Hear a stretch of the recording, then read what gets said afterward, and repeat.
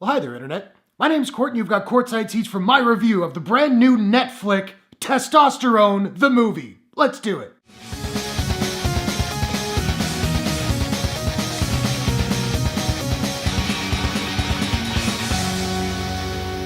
Polar is an action crime film from director Jonas Akerlund and Netflix. Based on the graphic novel Polar Came from the Cold by Victor Santos, the movie stars Mads Mikkelsen, Vanessa Hudgens, Katheryn Winnick, Matt Lucas, Fei Ren, and Ruby O'Fee. The world's top assassin, Duncan Vizla, is settling into retirement when his former employer marks him as a liability to the firm. Against his will, he finds himself back in the game, going head-to-head with an army of younger killers. So this movie is absolutely ridiculous, over the top, totally insane, and I think I kinda loved it. And that wasn't me engaging in hyperbole when I said Testosterone, the movie. The violence and the sex in this movie is cranked up to 11, if not 15. And while it does come across as really rather gratuitous at times, it's also just balls to the wall fun popcorn mania. Now yes, there's a lot of John Wick in this movie. There's a good amount of kick-ass in here. Some of the visual flair is right out of Sin City. It's not as washed out as that movie, but when the colors pop, they pop really hard. This movie is a visual spectacle. And Mads Mikkelsen is a force of nature in this. Yeah, there are some sort of clunky action beats. Some of the sequences are better than others, but he handles the physicality really well, or his stunt double does, I don't know. He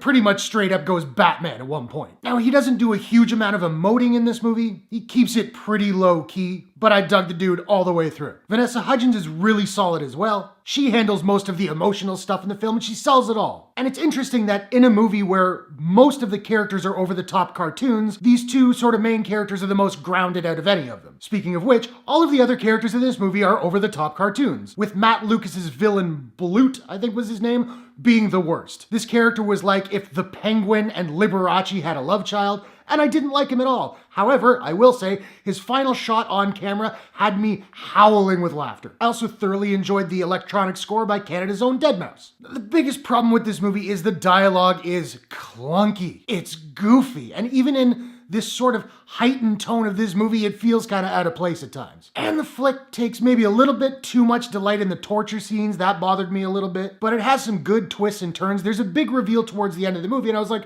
okay, I see where this is gonna go. And then it takes yet another left turn with a really nice surprise, and I have to say the final shot of this movie just had me going like, yeah. This movie is already very divisive, and I can totally understand why a lot of people won't like it, but for me, it was a nice surprise. It was bonkers entertaining. Mads Mikkelsen was totally committed, and I had a lot of fun. Now, I don't have a proprietary rating system as of yet, so I'm just trying to figure out what I'm gonna give Polar, and I think I'm gonna give Polar I'm all in.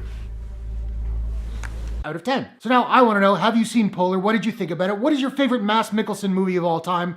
Or is it the show Hannibal? It might be for me. What are your thoughts? Hit the comments below. Let's discuss. If you enjoyed this review, please smash that like button and give it a share if you really enjoyed it. And hey, why not take a second, do me a favor, click subscribe and ring that bell to subscribe to my channel for more movie reviews, entertainment news, trailer reactions, all that good stuff. Thanks very much for watching. I'll see you guys in the next one. Take care.